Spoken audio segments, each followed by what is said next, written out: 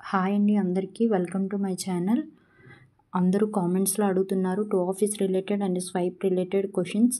To office related మనం to ఆఫీస్లో request rise చేసి టీసీఎస్ వాళ్ళు యాక్సెప్ట్ చేస్తే మనకి ఆ పర్టికులర్ లొకేషన్లో యాక్సెస్ ఉన్నట్టు, సో మనం స్వైప్ చేసుకోవచ్చు. కొంతమంది రిక్వెస్ట్ రైజ్ చేసినా కానీ టీసీఎస్ వాళ్ళు యాక్సెప్ట్ చేయట్లేదని చెప్తున్నారు. అలా ఏం లేదు, మ్యాక్స్ యాక్సెప్ట్ చేస్తారు, కొంచెం టైం పడుతుంది.